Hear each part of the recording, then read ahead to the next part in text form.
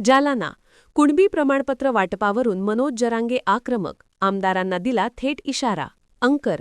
कुणबी प्रमाणपत्र वाटपाच्या मुद्द्यावरून मराठा आंदोलक मनोज जरांगे यांनी राज्य सरकार आणि आमदारांवर नाराजी व्यक्त केली आहे. कुणबी प्रमाणपत्र वाटप का होत नाही याबाबत सर्व आमदारांनी संबंधित अधिकाऱ्यांना जाब विचारावा, अन्यथा मराठा समाज आमदारांनाच जाब विचारेल, असा थेट इशारा जरांगे यांनी दिला आहे. मुंबई आंदोलनानंतर राज्य सरकारने हैदराबाद गॅझेटियर लागू केले असले तरी त्याची प्रभावी अंमलबजावणी होताना दिसत नसल्याचा आरोपही त्यांनी केला. मराठा आरक्षणासाठी आपण मागील 2.5 वर्षांपासून लढा देत असून अनेक मराठा समाज बांधवांना आरक्षणाचा लाभ मिळाला आहे, तर उर्वरित समाजालाही आरक्षण मिळेल, असा विश्वास जरांगे यांनी व्यक्त केला. मात्र राज्याच्या कानाकोपऱ्यात समाजासाठी काम करणारी यंत्रणा नसल्याची खंतही त्यांनी व्यक्त केली. तसेच आंतरराष्ट्रीय स्तरावर सुरू असलेल्या युद्धजन्य परिस्थितीमुळे निर्माण झालेल्या गॅस तुटवड्याचा फटका सर्वसामान्यांना बसू नये याची जबाबदारी राज्य आणि केंद्र सरकारची असल्याचेही जरांगे यांनी स्पष्ट केले.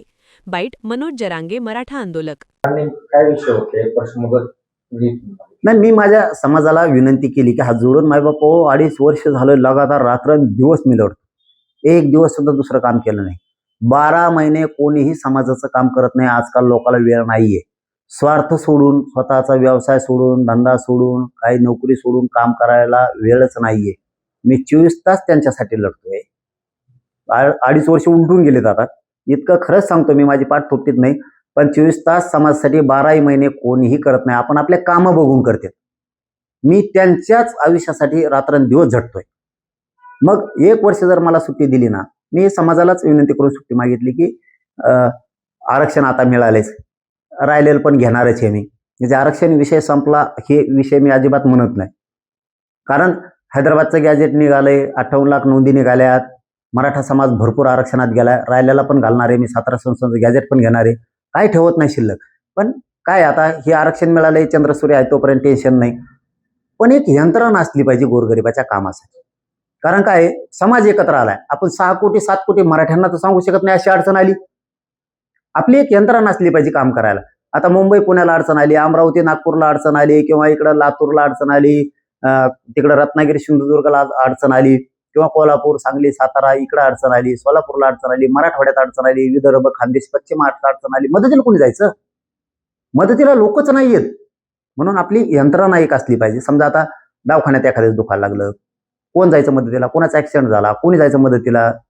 समजा आपले पोरं बाहेर शिकायला आहेत, पोरी बाहेर शिकायला, त्यांना अडचण आली, मदतीला कोणी जाणार? इथून आईबापान जायचं तिथपर्यंत. तोपर्यंत आपले लोक मदतीला असले पाहिजे. पोलीस स्टेशनला अडचण आली, तहसीलला अडचण आली, कलेक्टर ऑफिस एसपी ऑफिसला अडचण आली, आपले कोणी डॉक्टर आहेत त्यांना अडचण आली, आपले कोणी व्यावसायिक आहेत त्यांना अडचण आली, मदतीला जायला पाहिजेत. आपले व्यावसायिक आहेत, उद्योगपती आहेत, आपले राजकारणात सुद्धा मराठी आहेत, त्यांना सुद्धा अडचणी आणल्या जातात. आपले शिक्षण संस्था आहेत, आपल्या लोकांचे कारखाने आहेत, अडचणी आणल्या जातात. आपले कोणी अधिकारी जर असले त्यांच्यावर खोटे केसेस केल्या जातात, त्यांना त्रास दिला जातो. जसं की आता मसाजोचं प्रकरण झालेलं संतोष देशमुखांचं, ते खंडणी मागितली म्हणून संतोष देशमुखांना का ते दाडवा आलेली, कोणीही खंडणी मागायची नाही. म्हणजे हे खंडण्यासाठी सुद्धा लोक मारत होते. मग आता हे असले आरोपी जेलमध्ये गेलेच पाहिजेत. मला सांगा, आज इतका श्वास मोकळा सुटलेला आहे बीड जिल्ह्यातल्या आणि राज्यातल्या बऱ्याच लोकांचा, यांचा लांबपर्यंत होतं ते नेटवर्क. कोणाला खंडण्या माग, कोणाकडून पैसे वसूल कर, दादागिरी कर, जमीन हडपेव. लोक मोकळे झाले, कित्येक तरी व्यावसायिक मोकळे झाले. ताणच गेला त्यांच्या डोक्याचा. कोणाला हप्ते द्यायची गरज नाही, पैसे द्यायची गरज पडा ना, कारण मागणारे गुंडच आत गेलेत. हे अनेक अडचणी आहेत. मग लोकांनी काय करायचं? कोणाच्या आता आमच्या शेती व्यवसाय आहे, मराठ्यांचा शेत्या बळ केल्या जातात, प्लॉट बळी केले जाते, पैसे बुडिले जातात आमच्या लोकांचे घेऊन विनाकारण त्रास. आमचा शिक्षक असला त्याच्यावर खोट्या केसेस करतात, आमचा पोलीस असला त्याला त्रास देते, आमचा कोणी तहसीलमध्ये असला त्याला त्रास देते, आमचा कोणी डॉक्टर असला त्रास देणार, आमचा वकील असला त्रास देणार. शाळेला काय धंदा लावला येऊ? म्हणजे इतकं संकुचित वृत्तीचे लोक आहेत हे, विनाकारण त्रास देतात, ते टोळ्याच आहेत. मग आपली यंत्रणा असली पाहिजे. गरीबाच्या आता पोरग पोरगी शाळेत शिकते, अडचण आली फीससाठी कशासाठी, कोण मदतीला जाणार? कोणाला लागलं तिकडं मदतीला कोण जाणार? काय पोलीस स्टेशनला अडचणी आणल्या, कोण जाणार? तिथं अडचण आली, मदतीला नको जायला? आपण जायचं नाही? दादा, काल तुम्ही लातूरमध्ये असताना आमदारांना एक सल्ला दिलेला आहे, हा सल्ला नेमका काय दिला आणि का द्यावा लागला? मी आमदारांना कुठले सल्ला नाही दिला, तर मी एक विनंती केलेली आहे की गोरगरिबाच्या मतं गोरगरिबाने तुम्हाला देऊन तुमचा सन्मान वाढेल आहे. तर तुमच्या सरकारनं मराठवाड्यातला हैदराबादचा जी.आर. काढलेला आहे. त्या जी.आर. प्रमाणे कुणबी प्रमाणपत्र का वितरित केले जात नाहीत ही जॉब विचारण्याची गरज आमदारांना आहे. आमदारांना विचारलं पाहिजे. तहसीलदार असतील, कलेक्टर असतील, खासदार असतील, त्यांचे मंत्री असतील, की आम्ही गोरगरीब मराठी आम्हाला मतदान करतात, गोरगरीब मराठ्यांसाठी आम्ही जी.आर. काढला आहे, त्याचे कुणबी प्रमाणपत्र जी.आर. प्रमाणे वाटप करा. कारण हैदराबादच्या गॅजेटियरनुसार मराठवाड्यातला सगळा मराठा हा कुणबी आहे. मग जर जी.आर. काढलाय तर मग हे विचारायचं कोणी? आमदारांनी नुसते मतच घ्यायचे का आमच्या पोरांचे आता शिक्षण आहेत, भरते आहेत मोठमोठाल्या, मग याच्यात जायचं नाही का पोरांनी? मग ते जी.आर. काढून उपयोग काय? आमदार काय करतायत हे त्यांना विनंती केली की तुम्ही आता तरी किमान सगळ्या आमदारांनी महाराष्ट्रातल्या, मराठवाड्यासह महाराष्ट्रातल्या आमदारांनी काय करावं की ज्या नोंदी सापडल्यात ते कुणबी प्रमाणपत्र द्या, त्यांच्या व्हॅलिडिटी द्या, हे सांगितलं पाहिजे. गोरगरीब मराठा मतदार आहे आमचा, आम्हाला मतदान करतोय, त्यांच्या पोरांना आयुष्यासाठी आरक्षण लागतंय, ते त्यांचे कुणबी प्रमाणपत्र आणि व्हॅलिडिटी द्या, हे महाराष्ट्रातल्या आमदारांनी बोलायला पाहिजे. आणि मराठवाड्यातल्या सगळ्या पक्षातल्या आमदारांनी विशेष करून त्यांनी असं सांगितलं पाहिजे की ही गोरगरीब मतदार आमचा आहे, आम्हाला गोरगरीब मराठा मोठा व्हावा वाटतो, त्यांचे गरिबाचे लेकरं मोठे व्हावं वाटतात, म्हणून आमच्या सरकारनं जी.आर. काढलाय हैदराबाद गॅजेटियरचा, त्या गॅजेटियरनुसार तुम्ही प्रमाणपत्र मराठ्यांना द्या, हे आमदारांनी सांगितलं पाहिजे. नाही सांगितलं तर 2019ला पाडून टाकणार आहेत लोक. लक्षात ठेवणार आहेत की ह्या आमदारांना एक सुद्धा आपल्याला प्रमाणपत्र निघू दिलं नाही, सहकार्य केलं नाही. आमदारांनी मजा बघितली, त्यांच्या सरकारनं म्हणजे त्यांच्याच मुख्यमंत्र्यांनी जी.आर. काढलाय, त्यांच्याच विखे पाटलांनी जी.आर. काढलाय, पण स्थानिक आमदारांनी लक्षच दिलं नाही. मग ही रोज मराठ्यांचं त्यांच्यावर येणार आहे. आणि मराठा समाजालाही माझं आव्हान आहे की आपण आपल्या आमदाराला म्हणा ना की तुमच्या सरकारनं जी.आर. काढलाय, त्याप्रमाणे कोणी प्रमाणपत्र का देत नाहीत आम्हाला?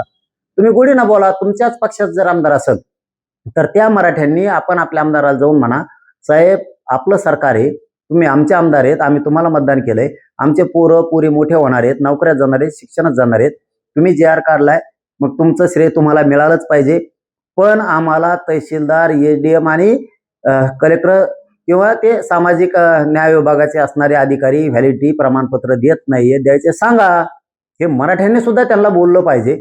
नुसतं त्यांना मतदान करायचं आणि मोठं करायचं आणि आपल्या लेकरा बाळाच्या टायमाला त्यांनी मदत नाही करायची. मराठ्यांनी इतकं पण गप नाही बसलं पाहिजे. कारण मी तिळतिळ तुटतोय, तळतळ करतोय, रात्रंदिवस लढतोय मराठी मोठे व्हावेत म्हणून, गरीब मराठ्यांचं कल्याण व्हावं, त्यांच्या लेकरा बाळाला त्रास होऊ नये, त्यांच्या लेकरा बाळाचं आयुष्य खराब होऊ नये, भविष्य त्यांचं खराब होऊ नये, अस्तित्व टिकलं पाहिजे, आपले लेकरबाळ मोठे झाले पाहिजे. या भूमिकेत मी काम करतोय. रातपाट काम करून मी एवढं शत्रुत्व अंगावरती समाजाच्या आरक्षणासाठी घेतलंय. मग समाजाने एक आमदाराला प्रश्न विचारला पाहिजे ना की आमचे प्रमाणपत्र द्या. त्यांनी नाही दिले तर मी आहेच, परंतु आपली सुद्धा समाजाची जबाबदारी की मी इतकं टोकाचं लढतो, इतका टोकाचा प्रयत्न करतोय, समाजावरती कसलं संकट आलं तरी मी रात्रीत धावून जातोय.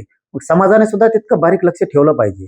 उलट हे मला संपवायला निघालेत सरकारमधले, काही विरोधातले, काही आपलेच, काही दुसरे.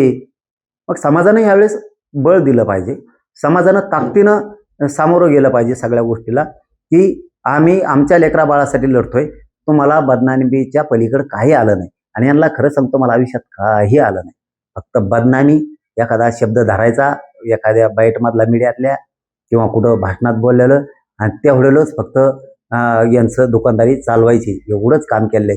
खोटं बोलून पैसे कधी कमवू नये, कारण ते खोटं बोलून कमविलेले पैसे आणि त्या पैशातून, त्या खोट्या बोललेल्या पैशातून आपल्या लेकराला अन्न खाऊ घालू नये ते.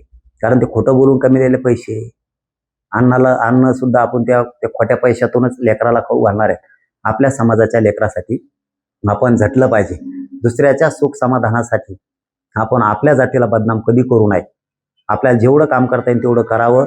नाही करता आलं तर आपण किमान बदनाम तरी करू नये, समाजाचं वाटलं तरी करू नये.